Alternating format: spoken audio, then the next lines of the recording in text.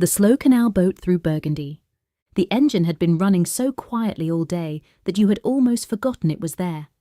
It was just a low hum, somewhere beneath your feet, barely louder than the sound of the water moving past the hull. A soft, steady pulse, like the breathing of something very large and very calm. You had grown so used to it in the hours since morning that it had become part of the silence rather than a break from it. The boat moved at walking pace, and the world moved with it, unhurried and indifferent to the hour. You were somewhere in Burgundy, somewhere between the village you had left this morning and the village you might reach tomorrow, or perhaps the day after. The map was folded on the small table inside the cabin, but you had not looked at it since lunchtime, and you did not feel the need to look at it now. The canal stretched ahead, straight and glassy, lined on both sides by trees whose branches hung close to the water, and whose reflections lay so still on the surface that it was difficult, sometimes, to tell which way was up. This was the pace of things now. This was all there was.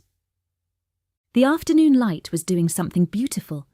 It came in low and golden from the west, the way late afternoon light always does in the south of France in early summer, slanting through the gaps between the poplars and laying itself in long strips across the water. Each strip shimmered slightly as the boat passed through it, as if the light itself was liquid, as if you were moving through something that could be touched. You held one hand over the side of the boat and let your fingers trail just above the surface, and the air there was cool and faintly damp, and it smelled of green things, of mud, of something faintly floral that you could not name. The vineyards began again just past the bend. You had noticed them coming and going all day, great rolling fields of them on the higher ground away from the canal, the vines planted in long, precise rows that ran up the slopes and over the crests of gentle hills and disappeared into a haze of summer warmth. From the boat they looked orderly and patient, each vine staked and trained, each row separated from the next by a narrow channel of bare earth. Some of the vines were old, their trunks thick and twisted like the hands of someone who had worked outdoors all their life. Others were younger, their growth still slight and hopeful. The light made them look painted. The light made everything look painted in that golden hour. You sat on the small deck at the back of the boat, one hand resting loosely on the tiller, guiding the bow with the smallest possible movements. The boat responded slowly, as all canal boats do, with a kind of thoughtful delay, as if it was considering your suggestion before agreeing to it. You had learned this by mid-morning, that you could not rush it, that you could not be impatient, that the boat and the canal and the pace of the water would set the speed, and your only job was to keep within the banks and let it all happen. This had taken some adjustment, but only a little. The willows were the first sign that evening was thinking about arriving. They grew denser near the water as the afternoon wore on, their long pale branches hanging down into the surface, their leaves barely moving in the stillness of the air. Where the poplars stood upright and formal, the willows were loose and soft, draped like curtains over the bank, trailing green fingers through the shallows. They made the light beneath them different, cooler, more diffuse, greener somehow, as if the colour of their leaves was seeping down into the air itself. A heron stood at the edge of one of these willows, absolutely still. You saw it only because the boat drifted close to the bank as you rounded a long curve, and for a moment you were near enough that you could see the detail of its grey feathers, the long pale neck, the yellow beak pointing downward at the water. It did not move as you passed. It did not even blink, as far as you could tell. It simply held its position at the water's edge with the absolute patience of something that understood waiting in a way that most things do not. And then it was behind you, and the willows closed around the place where it had stood, and it was gone. You had seen 3 herons today, perhaps more. They were everywhere along the canal, stationed at regular intervals like sentinels, watching the water with a focus that seemed almost meditative. Each time you passed one, it would either hold its ground until you were close, and then lift off with slow, enormous wing beats, or it would simply watch you go, unimpressed, and return to whatever it had been doing before you arrived. The bread from this morning was still on the cutting board inside the cabin. You had stopped in a village around 10 o'clock, a small place with a church and a square and a boulangerie whose shutters had been open and whose smell had reached you even from the canal. You had tied the boat to an iron ring set into the stone wall of a low bridge and walked up through the village, and everything had been quiet in that particular French village way, where the quietness feels inhabited rather than empty, as if the place is simply getting on with things that do not require noise. An old man had been sitting outside the bar with a small glass of something and a newspaper folded in half, and he had nodded at you as you passed. A cat had been sleeping on a step in a patch of sun. The bread was a long sourdough loaf, slightly chewy, with a crust that had made a tremendously satisfying sound when you broke the first piece off in the boat. You had eaten some of it with butter and a sliver of the local cheese that you had found in a small grocery 2 villages back, and the rest you had left for later. There was also a bottle of wine. A Burgundy, of course, dark and a little smoky, which you had not yet opened, but which was thinking about being opened. The canal made a long bend to the left, following the line of a low ridge, and as the boat came around the curve, the view opened up, and you could see perhaps half a mile ahead a lock. Locks were the events of a day like this. They were the punctuation, the places where the pace changed briefly and then settled again, where you had to do something deliberate and precise before the long, slow drift could resume. You had worked the locks alone today, pulling the boat into the chamber, closing the gates, working the paddle handles to let the water in or out, feeling the boat rise or sink with a slowness that was almost comical, waiting, then opening the far gates and motoring through into the next level of the canal. This lock was attended. A woman came out of the lockkeeper's cottage as you approached, wearing a blue jacket and rubber boots, and she took one of the ropes without being asked and made it fast to the bollard with practiced ease while you secured the other end. The lock filled slowly, the water swirling in and the boat lifting by degrees, and you stood on the bank beside her for a few minutes while it happened, and neither of you felt the need to fill the time with much conversation. She asked where you were headed. You named a village you had seen on the map, downstream, perhaps 2 days away. She nodded, as if this was a reasonable answer, and said the weather would be good for the next few days, perhaps a little rain Thursday. You thanked her and stepped back aboard, and the far gates swung open, and you eased the boat through, and she lifted one hand briefly as you went. And then the canal was quiet again, and the engine was humming again, and the willows and the vineyards were sliding past again in the golden light. A farmhouse appeared through a gap in the trees to your right, set back from the canal by a field of long grass. It was the colour of old cream, with a terracotta roof and wooden shutters, the faded blue-grey of something that had once been more vivid and had chosen, over many years, to become something quieter. There was a garden on the near side of the house, walled with stone, and through the gap where the gate should have been, you could see roses climbing a trellis and a table with chairs around it, and the remains of something that had been an outdoor meal. A cloth, still on the table, a bottle on its side, a glass catching the light. You did not slow down to look.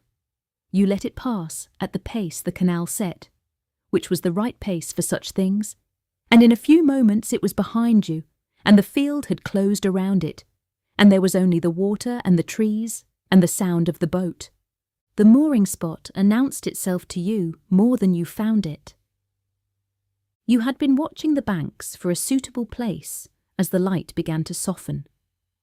Not looking urgently, just noticing, the way you notice things when you are not in a hurry. And then there was a stretch of bank where the willows grew close, and the water was calm in their shade, and a wooden post had been set into the ground by some previous canal traveller, or perhaps by the canal authority, with an iron ring on it, and the grass on the bank was flat and soft-looking, and there were no other boats anywhere nearby.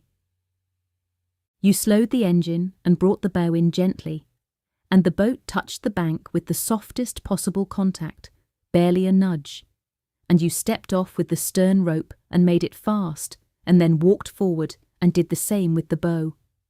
And the boat settled against the bank, and the engine went quiet, and the silence came in and arranged itself around you, like something that had been waiting just out of reach all day. You stood for a moment on the bank in the evening air. The canal lay in both directions, perfectly still now that the boat was no longer moving through it. The surface reflected the sky, which was moving slowly from blue to something warmer, the first suggestion of the colours that would come later. The willows hung around the boat in loose curtains. Somewhere distant, perhaps on the other side of the ridge, a church bell struck 7, the sound arriving soft and unhurried after a long journey through warm air. It was time to open the wine.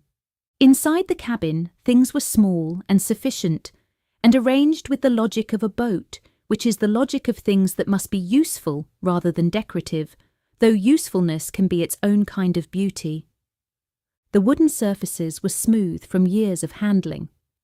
The small stove sat against one wall, and the pots and pans hung from hooks above it, and the narrow windows on each side were hung with plain curtains that moved slightly in the breeze from the open hatch. There was a table that folded down from the wall, with a bench on each side, and a bookshelf bolted to the forward bulkhead, with a low lip to stop the books from falling when the water was rough, though on a canal the water was rarely rough. You found the corkscrew in the drawer where you had left it. The wine opened with the small sigh that wine makes when it is finally given air, and you poured a glass and carried it back out to the deck, and sat down in the low folding chair that you had positioned to face forward along the canal, so that you could watch the water and the light and the slow arrival of evening without having to look at anything that was not already beautiful. The wine was cool from the cabin, and it tasted of the Burgundy soil, which is to say, it tasted of something that is difficult to put into words, something earthy and a little smoky and warm, something that arrived at the back of the throat and settled there with confidence, like something that knew it was welcome. You let it sit for a moment before you swallowed it. You were not in a hurry to finish it. The light was doing something different now. In the minutes since you had moored, the quality of the afternoon had shifted. The gold had deepened into something more orange, more amber, and it was coming in even lower across the water now, making long shadows of the willows that stretched across the surface and nearly reached the far bank. The vineyards on the slope above the canal were lit from the side, which made every vine cast its own small shadow, so that the whole hillside was a fine pattern of green and dark, row after row in perfect order, in the beautiful last light. You thought, without urgency, about supper. There was pasta in the cupboard and a tin of good tomatoes and some garlic that you had bought in the market 2 days ago, and a heel of the bread from this morning, and the rest of the cheese. This would be enough. This would be more than enough. You did not feel like doing anything elaborate, and elaborateness was not what this evening called for. What it called for was simplicity, and quiet, and sitting on the deck for as long as the light lasted, and eating something warm when the air cooled, and then perhaps sitting a little longer before the thought of bed arrived on its own, the way thoughts arrive when you are not forcing them. A family of ducks came around the bend from the direction of the loch, moving at the unhurried pace of ducks who have somewhere to be, but have forgotten where it is. There were 5 of them, 2 adults and 3 this year's ducklings, who were not quite ducklings anymore, but not quite ducks either, caught in an in-between state of adult feathers and young behaviour. They came past the boat without slowing, the mother in the lead, and they rounded the bend below the mooring and disappeared. and the ripples they left behind spread to the bank and touched the boat gently, and then were gone. You refilled your glass. The river never asked where you were going. It had occurred to you somewhere in the long middle of the afternoon, when the canal was running straight, and the engine was purring, and the light was warm, and there was nothing to do but steer, that the water did not care. The canal received you and carried you and moved around the hull of the boat without any interest in your destination or your schedule or the things you had left behind when you stepped off the bank a week ago and stepped aboard. It simply moved. It simply was. And in that absence of judgment, in that complete indifference to your plans and your worries and your histories, there was something that felt very much like relief. The river never asked where you were going. It was a strange kind of gift, that. To be somewhere that had no expectations of you. To move through a landscape that knew nothing about you and required nothing from you except that you not damage the banks or run too fast through the villages. The canal had been dug 2 centuries ago by people who had a very specific purpose in mind, who needed to move goods from here to there, and it had been used for that purpose for many years. And then the lorries had come, and the purpose had changed. And now the canal was used for this. For people who needed to go slowly, who needed to have somewhere to be that was not really anywhere at all. You were grateful for that. You were grateful for the particular accident of history that had left these waterways intact and navigable and available for an afternoon that felt like this one. The light had passed through orange into something closer to pink now. The clouds in the west, long, thin, high clouds that had been invisible during the heat of the day, had caught the colour and were holding it, reflecting it back down onto the water, so that the canal had turned from silver to a soft rose that deepened toward the far bank and the shadow of the willows. The hillside with its vineyards had lost most of its detail in the falling light, becoming a simple shape, a dark mass against the bright sky, the rows of vines no longer individually visible, but suggested a texture rather than a pattern. You had put a cardigan on sometime in the last half hour. The air had cooled as the sun descended, and the warmth that had sat on your skin all afternoon was lifting, and the evening was moving in with its different quality. Softer, quieter, carrying smells that the heat of the day had suppressed. The green smell of the water, the faint sweetness of the grass on the bank. Something herbal and wild that was perhaps thyme growing in the dry soil of the slope. Inside, the pasta was bubbling gently. You had gone in to start it without really deciding to, the way you do things when hunger makes them obvious, and now you were back on the deck with your wine and your cardigan, and the long quiet of the evening, and in a few minutes you would go in again and drain it and mix it with the tomatoes and the garlic that had been softening in the pan, and you would eat it from a bowl on the deck, or perhaps inside at the little folding table if the air grew too cool. But for now you were here, in this chair, watching the canal. The surface had gone very still. Without the boat moving and without any wind, the water had settled into something close to glass, and in it the sky was doubled. The pale rose and the first suggestion of deepening blue reflected perfectly, so that sitting at water level you were surrounded on all sides by sky, above and below, and the boat was a small island in the middle of all that light. You did not feel the need to think about anything in particular. This was perhaps the most remarkable thing about a day like this, about a pace like this. The thoughts that had crowded the first morning, the things left undone, the things that might need doing, the half-finished conversations and the half-formed plans, had not been resolved so much as gently sidelined. The canal did this. The pace did this. When there was nothing to do except steer and watch and moor and eat, the thoughts that depended on urgency for their power began to lose their grip. They did not disappear entirely.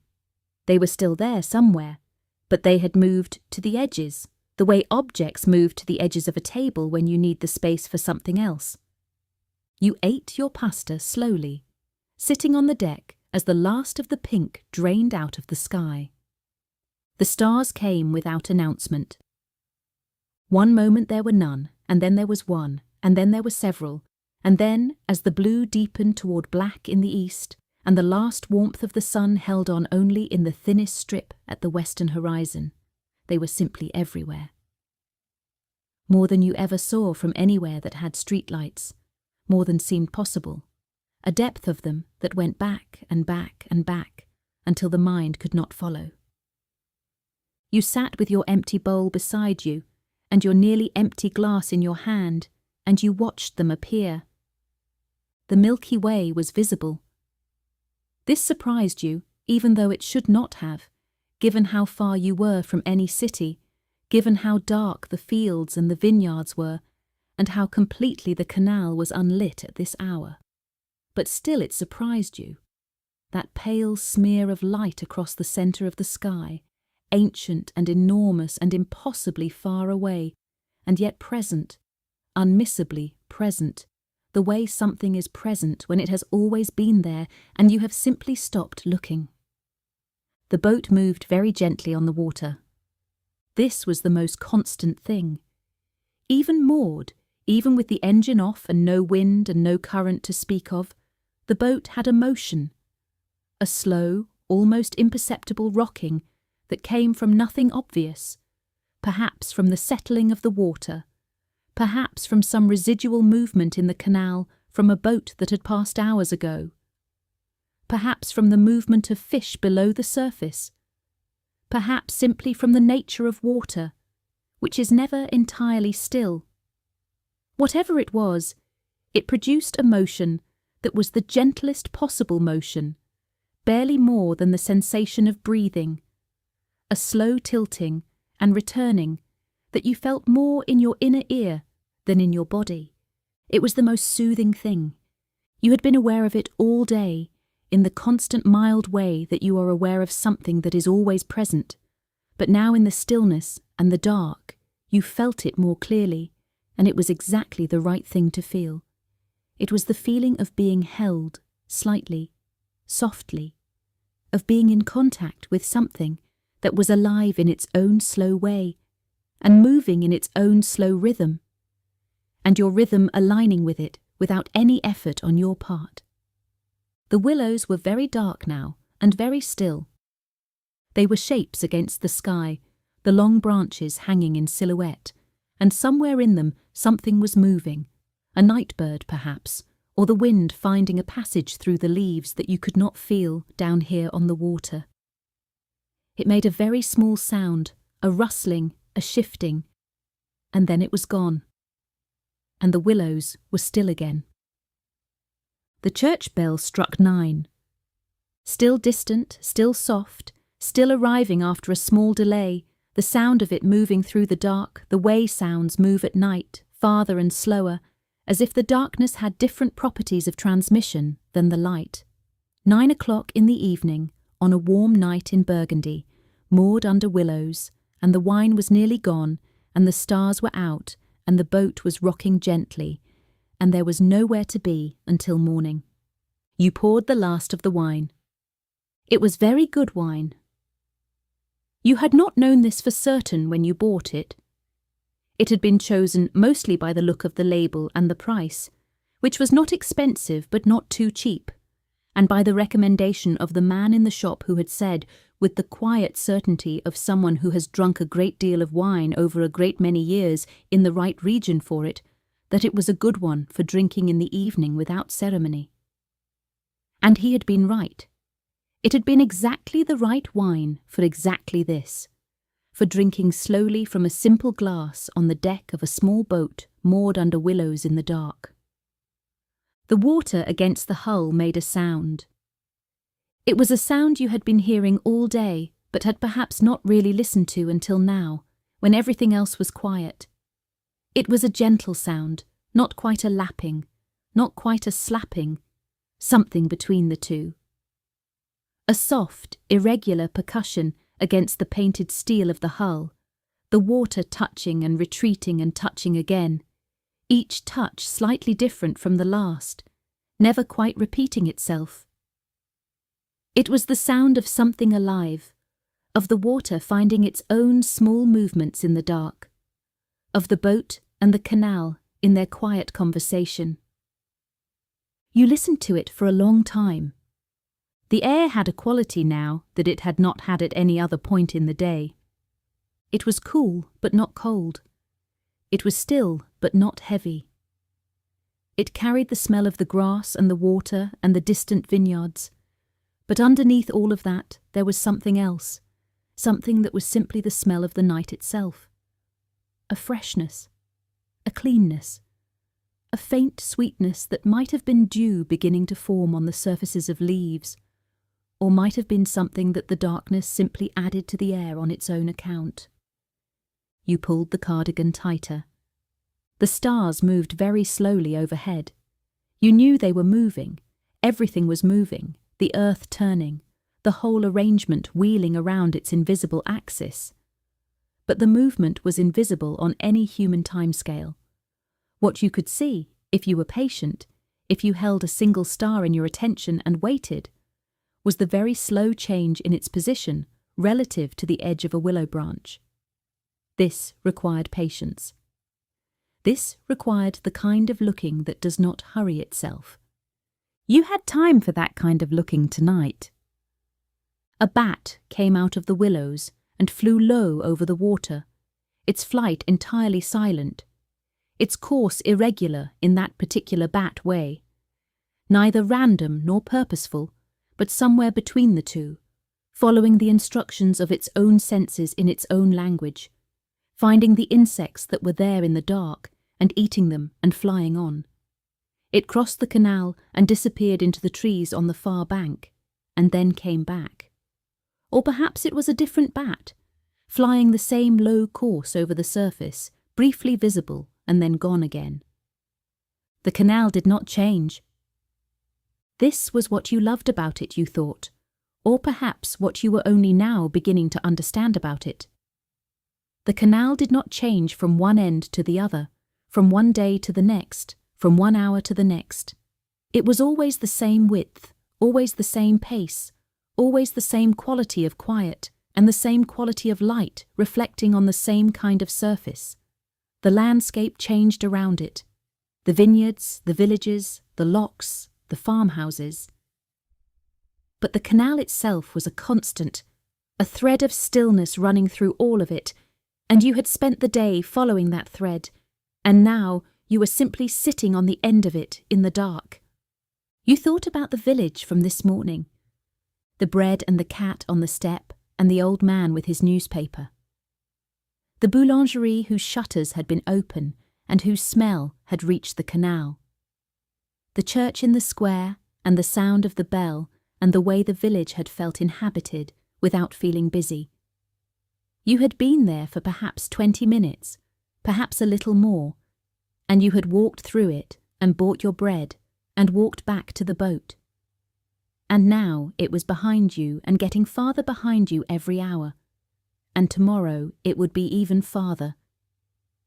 And in time you would not be entirely sure which village it had been, whether the church was on the left or the right of the square, whether the boulangerie had blue shutters or green. But it would stay somehow. These things stayed, even when the details blurred. The feeling of the morning and the bread and the old man's nod and the cat in the sun. The feeling of being a stranger passing through something that was getting on perfectly well without you and would continue to do so, and finding that this was not a sad thing but a peaceful one. You finished your wine. The glass caught the starlight when you held it up. Just a little, just a faint gleam on the rim, but enough to see. You set it down carefully on the deck beside you and folded your hands in your lap and listened to the water and the willows and the small sounds of the night, and you did not feel the need to move. The boat rocked. Just a little. The water touched the hull and retreated and touched it again. The stars were very bright and very many and very far away. Somewhere across the fields, a dog barked once and then was quiet. Somewhere along the canal, in the other direction, perhaps from behind the bend where the lock was, came the very faint sound of something that might have been another boat's rope settling, or might have been nothing at all. You listened for it to come again. It did not come again. The night settled back into its own deep quiet, and the quiet was full of small sounds: the bat, the water, the leaves in the willows, the settling of the boat itself as it shifted its weight by fractions in the mooring lines. The temperature was gentle now. Not cold enough to drive you inside, but cool enough that you could feel the day on your skin, the warmth that you had absorbed during the hours of sun, still there, radiating very slowly out of your arms and your face into the evening air. You would not stay out much longer, not because the night had anything uncomfortable about it, but because the warmth inside the cabin was beginning to occur to you, and the thought of lying down on the narrow bunk with its clean cotton sheets and the window cracked open and the sound of the water coming in through the gap and the boat rocking, just that much, just that constant, imperceptible rocking. You thought about it without quite deciding to do it, the way the mind moves toward sleep, sometimes, before the body has agreed. The thoughts becoming slightly looser, slightly less sequential, the connections between them a little more generous, a little less rigorous, so that one thing leads to another by a kind of feeling rather than by logic. The old man with his newspaper becomes the church bell, becomes the sound of the lock, becomes the heron, standing absolutely still. These things are not in the same category, but in the mind that is moving toward sleep, they are simply all of it, all the day, all the water and the light and the bread and the wine and the bat and the stars, and they are not separate things, but one single, long, soft thing. The boat rocked. You noticed without any particular surprise that you had closed your eyes. You opened them again. The stars were still there. The willows were still there, dark and hanging. The canal lay in both directions, going somewhere and nowhere, carrying its stillness in both directions equally. You stood up slowly, the way you stand when your body has been still for a long time and the joints want a moment to remember what they are for.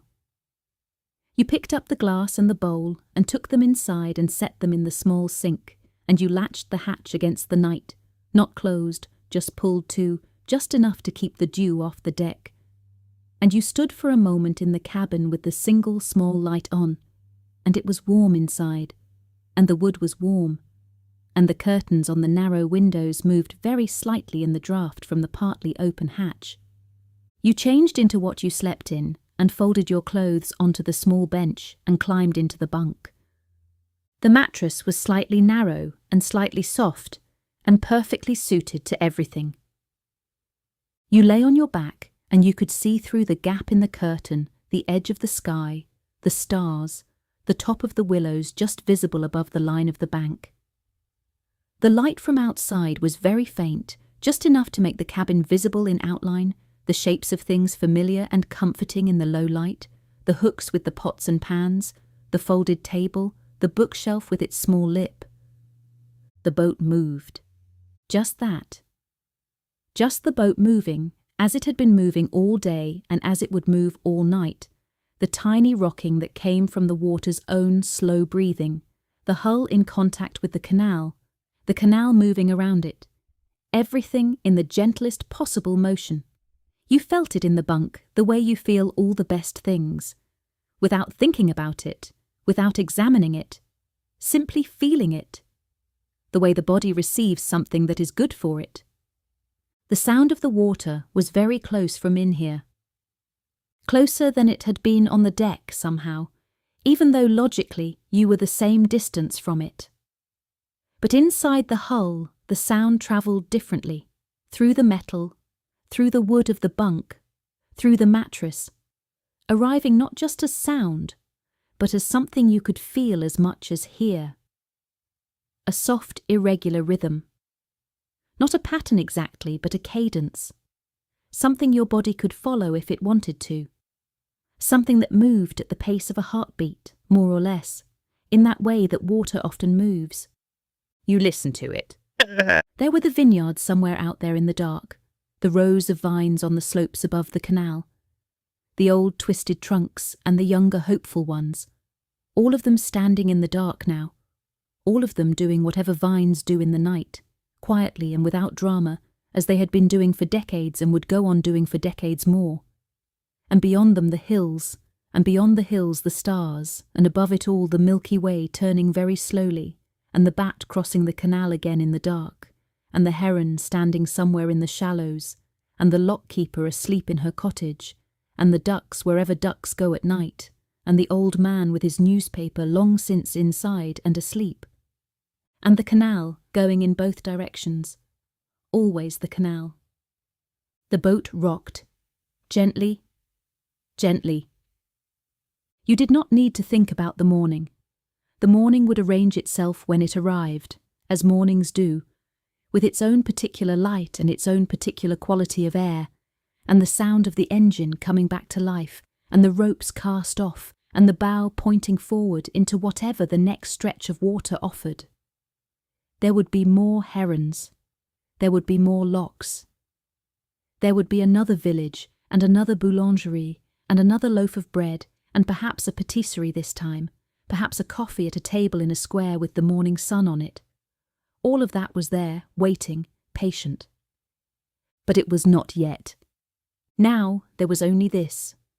The bunk and the warmth and the faint rocking and the sound of the water and the stars through the gap in the curtain and the smell of the evening coming in from outside, the green smell of the canal and the cool smell of the night, and the very faint sweetness of whatever was growing on the slopes above you in the dark. Your breathing had slowed without your noticing. Your hands were loose. Your shoulders had settled down into the mattress. The boat moved. Just a little. Just that small, constant, endlessly patient movement, the water doing what water does, holding you up with complete indifference and complete reliability, the hull resting on it the way you were resting on the bunk, surrendering just enough weight, trusting the surface to bear it. You did not need to be anywhere tomorrow until you wanted to be. You did not need to decide anything tonight. The canal was there, the stars were there, the willows were there, hanging in the dark outside the cabin window, their long branches touching the water every now and then with the lightest possible contact, and the water accepting that contact and moving on, as it always did, as it always would. The sound of the boat on the water, the warmth of the bunk, the very slow turning of the sky outside. And for now there was nowhere else to be.